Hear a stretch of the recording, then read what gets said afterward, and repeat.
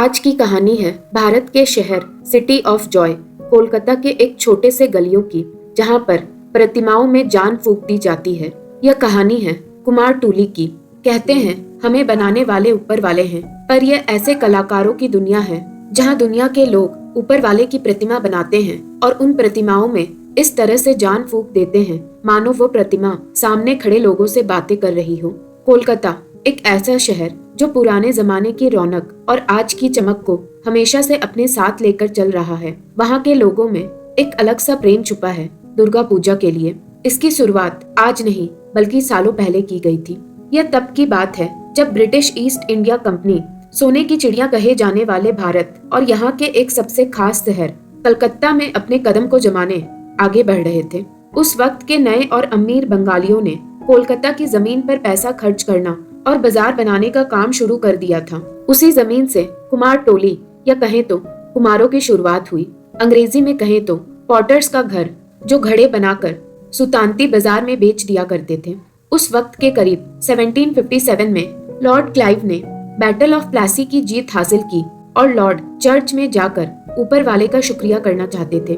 उस जमीन का इकलौता चर्च सेंट एनीस चर्च को घेराबंदी में तोड़ दिया गया था। तब लॉर्ड के एक शुभचिंतक श्री नबा कृष्णा देव ने उन्हें देवी दुर्गा का शुक्रिया उनके घर शोभा बाजार जाकर करने को बोला और इसके लिए नबा कृष्णा ने दुर्गा पूजा की तैयारी अश्विन महीने में अपने घर पर की। उसके बाद से यह अमीर बंगालियों के नए और बड़े ठाकुर दलान में दुर्गा पूजा करने की प्रथा मानो चालू सी हो गई, जो वक्त के साथ और भी ज्यादा भव्य होता गया और उसके लिए चर्चा में आने और संबंध बनाने का अवसर भी बनने लगा। पर नबा कृष्णा पहले नहीं थे जिन्होंने दुर्गा पूजा की शुरुआत की थी। कलकत्ता जब जन्मा भी नहीं था 1610 में, तब से यहाँ हिंदू रीति रिवाज के हिसाब से दुर्गा पूजा मनाया जाता है। तब यह कोई प्रतिमा पर नहीं पर घड़े या तस्वीर के जरिए होता था। बंगाल नबा द्वीप के राजा कृष्णा चंद्र रॉय ने पहली बार चिकनी मिट्टी के जरिए देवी की प्रतिमा बनाने की शुरुआत की थी। तब से नबा द्वीप में कुम्हारों का प्रतिमा बनाने का काम शुरू हो गया था। पर वक्त के साथ इन प्रतिमाओं की मांग बढ़ गई और फिर उन्हें अमीरों ने कुमार टोली में जगह दिया। तब से आज तक कुमार टोली में करीब 150 कुम्हारों का घर है और करीब 600 कारखाने हैं इनके। यह जगह इतनी अधिक भरी हुई है कि यहाँ हवा तो छोड़ सूरज की रोशनी भी सही से नहीं मिलती है।